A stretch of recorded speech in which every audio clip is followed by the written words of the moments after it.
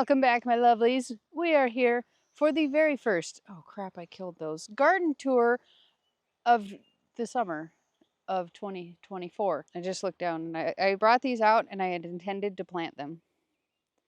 And I just saw that I killed them. So we don't have any marigolds or calendulas, but we do have this lovely row of weeds. There are, believe it or not, cabbages in there. And believe it or not, they will still grow with weeds taller than them. I did, however, it's really humid. So my screen, it just keeps getting... All right, there we go. That might last 5 minutes. I did, however, get to weed this. Believe it or not, for anybody wondering, if your weeds get kind of out of control, let them get fully out of control. And then they're really easy to pull out. This whole row looked like that, but just maybe like 2 inches shorter because it was last week. It looked exactly like that. And I weeded the whole thing in like half an hour.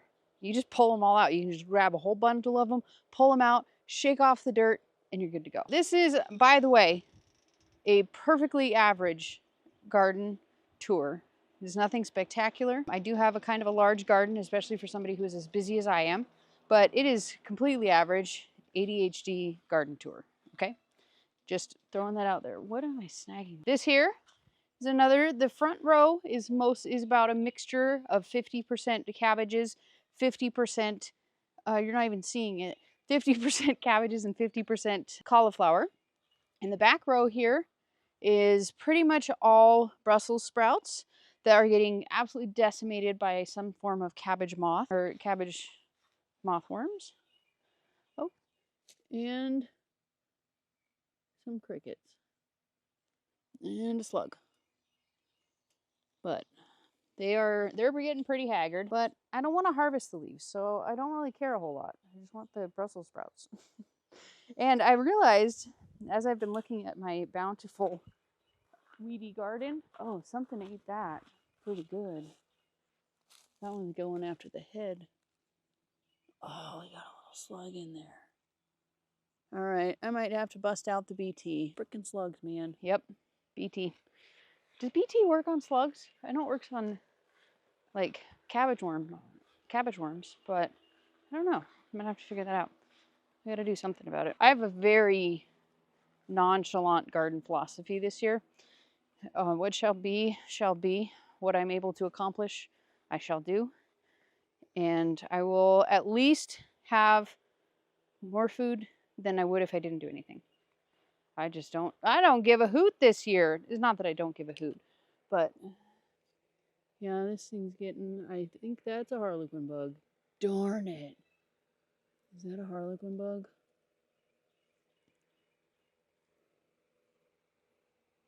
And aphids. Yeah. I don't have the ability to stress out about it. I got way too much going on. The garlic, I forgot to come out and harvest the scapes. So maybe I'll do that today. I still have like an hour and a half, I think, of sunlight. So I think I'll harvest the scapes tonight. And they're almost ready to harvest. I mean, just look at them. They're starting to die back. The garlic is just about ripe and ready. I've never grown this much garlic before. I'm so happy about it. Oh no, I killed off some of my...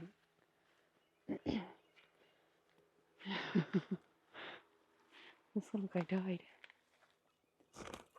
Well, I don't know why. There's plenty of water in there. Elderberry. I have a true talent for killing elderberries. You want to know how my talent exists? I buy them, and then I forget to plant them. I can't tell you. I've done that with probably 12 different elderberry bushes. Not all separately purchased, but like I've bought multiples of them many times, and then I just forget to throw it in the ground. If you guys are feeling overwhelmed or stressed about your garden, ducks are fighting. I'll help you feel more normal because I suck. And I'm okay with it. I have embraced my suckiness with the garden. But the tomatoes, got them, they're all in the ground. It looks like this one might be a little bit on the struggle bus. But like I said, we're supposed to get a really big rain tonight. So I think these ones will recover. But they're doing great.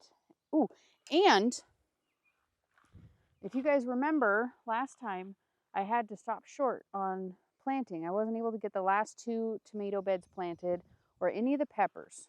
But Robert, being the true knight in shining armor that he did, is the next day he came through. He planted all of the peppers that were viable because I forgot to water them and they became not so viable. But they're fine now. He watered them and set them aside and they're doing fine. And he planted the last 2 rows that were missing. So he got here! Go! Get out of here! Anybody who doesn't garden and thinks bunnies are cute, you want some? I don't. Got a lot of those little like bush rabbits. I don't know what they are. They're just teeny little pieces of junk. Don't like them. They eat all my stuff. But anyways, the tomatoes are doing phenomenally. They are growing. It looks like I have that one up there that I showed you, and it looks like one over here is looking a little yellow. But other than that, they all look well hydrated. I'm not seeing any signs of hornworms. Like everything just looks totally good. I have no idea which ones Robert planted in his lower bed. I had the starts picked out for this one, so he just put them in. And then just the last bed, I just told him, pick whatever ones you want. They're all labeled. You can tell what they are. Pick them. Pick whichever ones you want. So, and then over here, we have an abundance of, these are, I actually just learned today. I was talking to a gardener, well, not gardener, he's like a farmer friend. He runs the farmer's market that I sold at last year, and I buy a lot of his produce and things like that.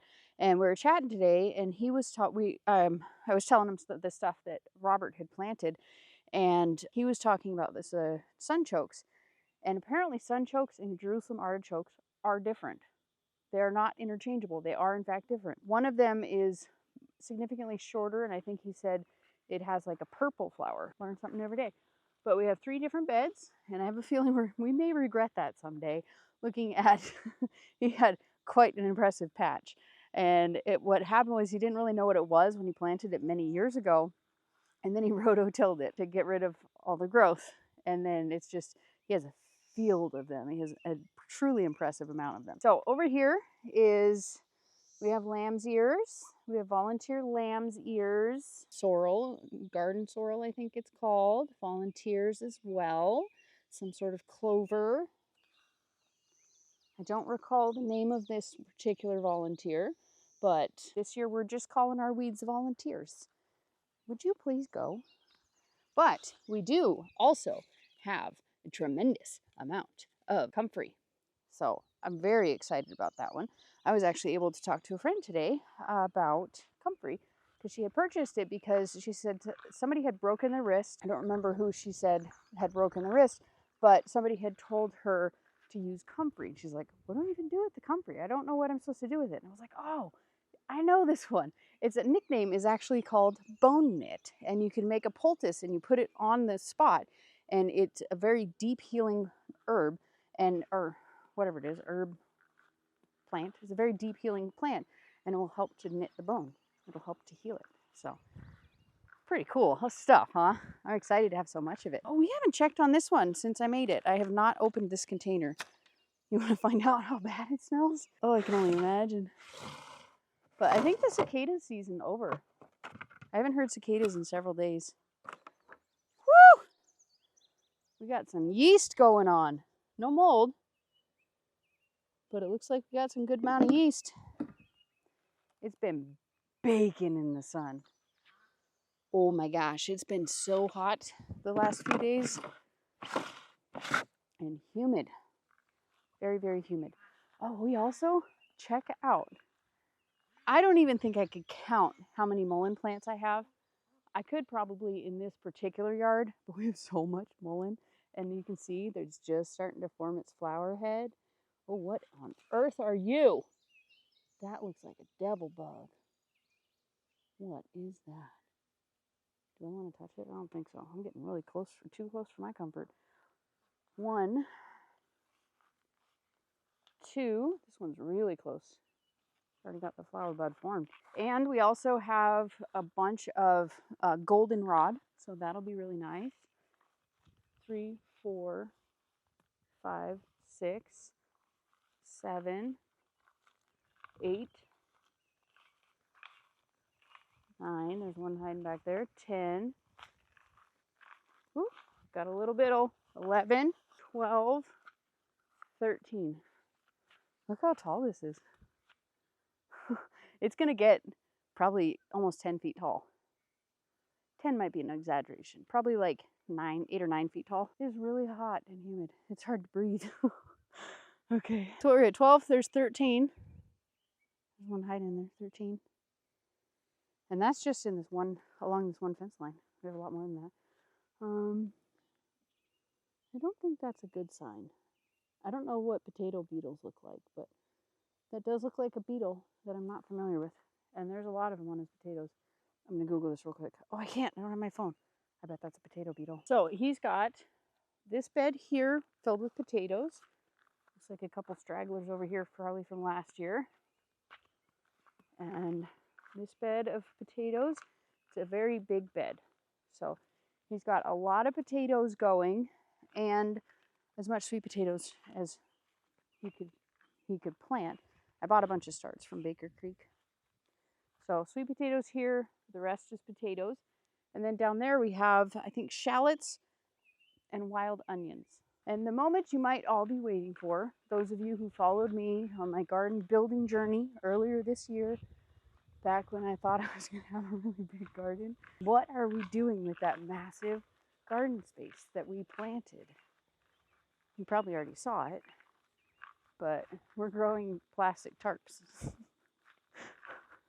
We're not going to do anything with it this year. So it's just going to sit there. It's going to stay covered for the year, most likely. I mean, unless we get a wild hair and decide to plant some squash or something else. That's probably, I mean, it's almost the middle of June. So I may plant a fall harvest of cabbage in there for myself. And that's entirely possible. It just depends on how the summer goes for me. But the odds are kind of slim. So nothing there. And then over here, also nothing but weeds. So I do want to tell you though, I've told you this in a recent gardening video, and I really want to reiterate it because I'm really learning my lesson this year. You would think I would have utilized my lesson here, but I haven't done it yet. This is no mulch. This is mulch. I haven't weeded a single thing out of this bed. Not one single time. The only thing I pulled out of this bed was the cover that we put over it of the chicken wire to protect it, to keep the leaves on it during the early season. But I mean, no mulch, mulch. I don't think there's a single weed in the actual bed. And I did nothing to it other than cover it with leaves for the summer or for the winter. But mulch your garden. Mulch your garden, folks. Woo, 14. We're playing count the mullein, I guess. But yeah, they grow up everywhere. The first year we were here, we had like 1 or 2, and I just let them go to seed and I let them go crazy, and that's what they do. My mic fell over. All right, so in this bed, this is the Vigo garden bed. Oh, I had a feeling this was going to happen because, okay, backstory. Over here in this little circle, we did have a little circle garden bed. It came with the house. We ripped it out when we were building this bed. That's where I got the comfrey from. That's where I got the comfrey from, where I replanted down there where I showed you guys earlier. This bed is basically a comfrey bed now.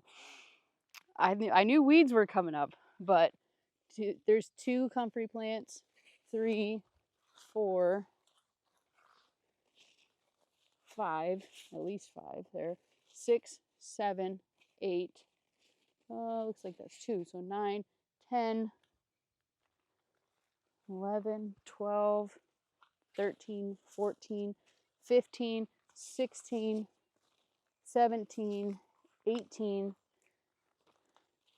19, 20, 21, 22. There's at least 22 comfrey plants coming out in here. I had a feeling. I didn't know where those extra roots from the comfrey is, but for anybody wondering how to propagate comfrey, throw it in the ground.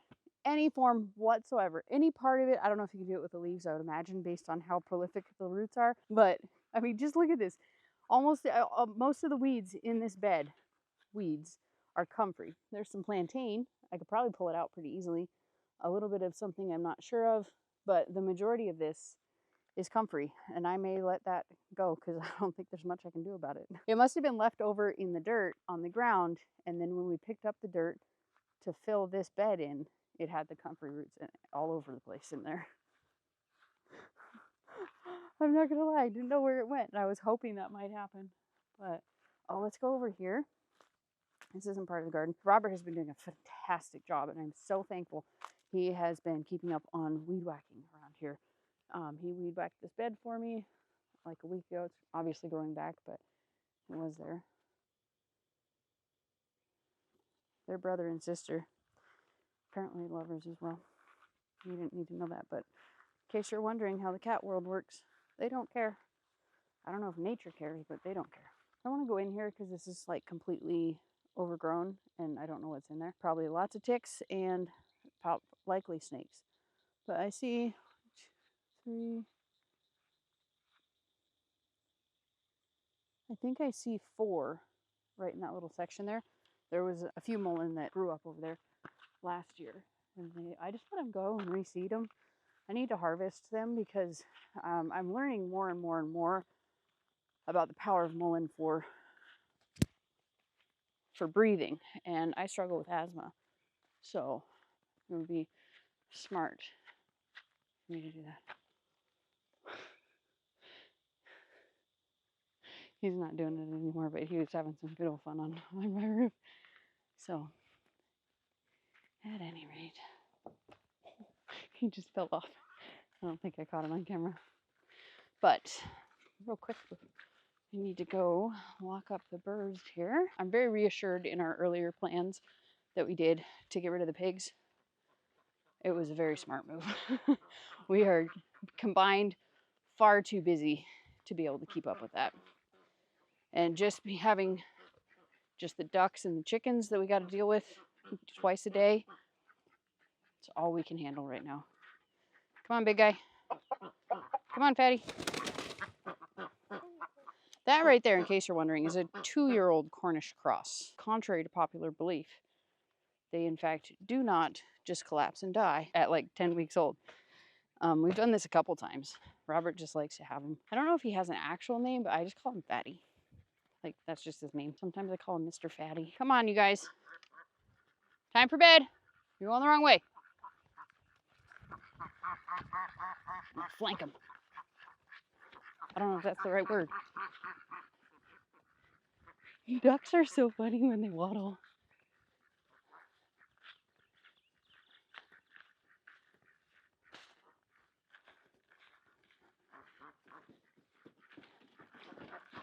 Time for bed. Where are you going? You're already inside. Get back in there.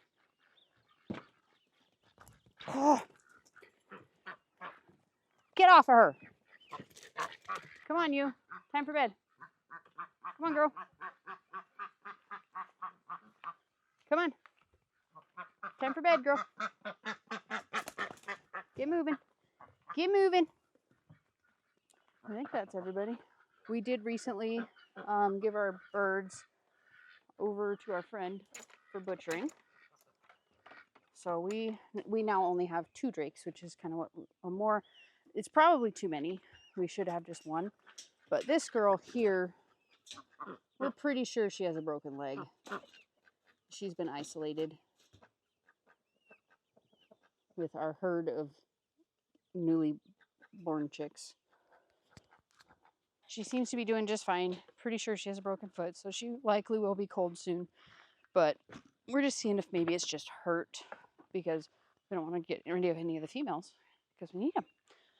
I like duck eggs, and my husband likes chicken eggs. We'll both eat the other one if we need to, but I definitely prefer duck eggs. They're just creamier, and they just taste better. I just love them. They're so good. Over here, if you look from afar, one might be deceived, as I was about a week ago. Ooh, maybe that's some wild elderberry. No, it's not. It's some sort of wild daisy or something. I don't know what it is. It's pretty. I like looking at it. That is one of the nice things about Missouri. Every week, almost every week, every other week, there's a new flower on the side of the road. There's a new color blooming. And it's just like, you know, from April to October. Every time you drive down the road, there's something new. I love it.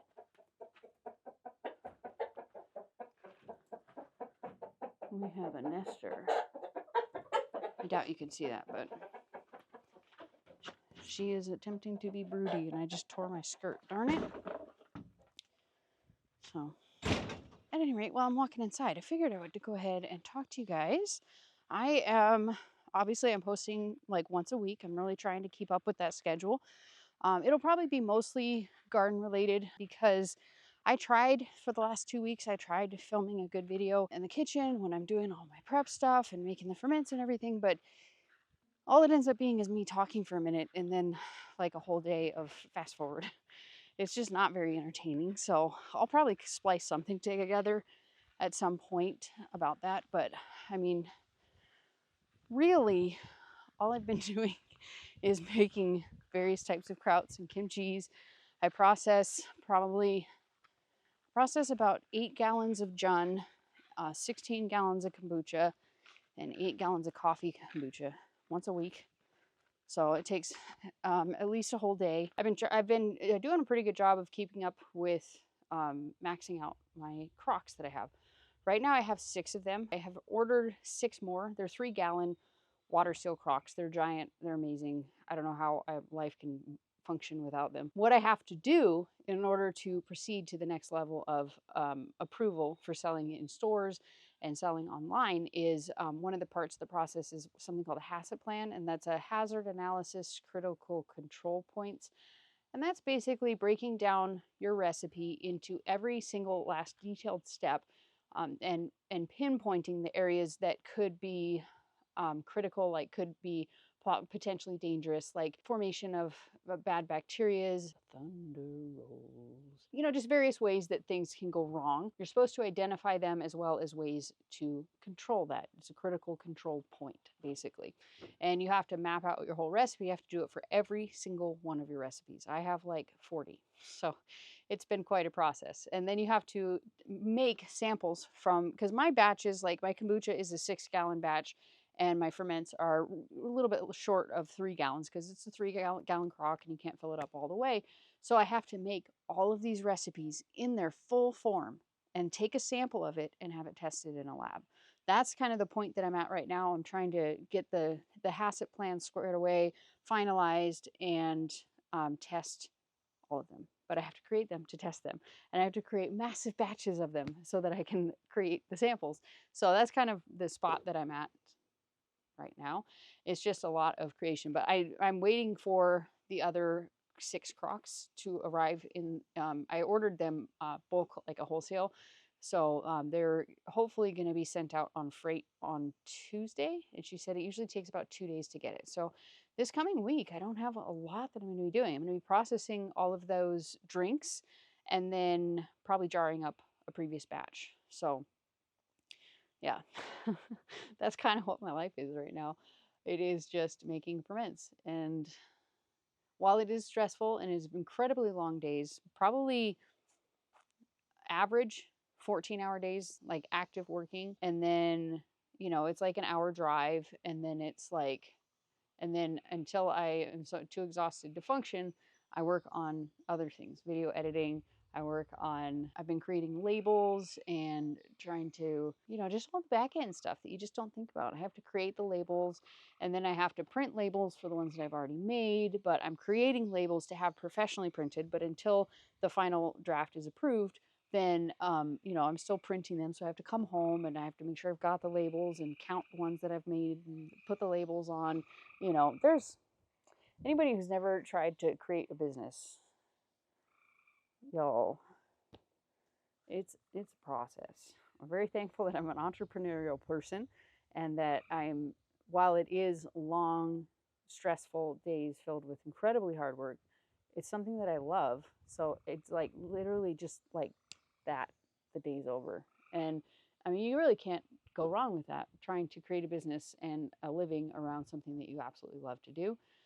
It's kind of hard to beat that, right? It's a lot. It's a lot of hard work, a lot of long hours, but doesn't feel like it.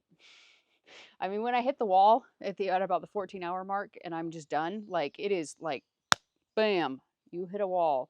And then you look at everything that you have and you're like, I have at least an hour of cleanup that I have to do. This sucks. So I've been trying to get a little bit better at recognizing before I hit the wall so I don't have to deal with all that. But anyways, that's enough information for this video because I just timed out the video and it's over a half an hour long video. So I'm gonna have to do some editing, some splicing, some cutting, and then I will hopefully be able to bring this video to you guys tomorrow, as well as more information in the next video. If you guys want to know what we did last time, check out this video right here. That'll answer all your questions for you, and peace out, sauerkraut.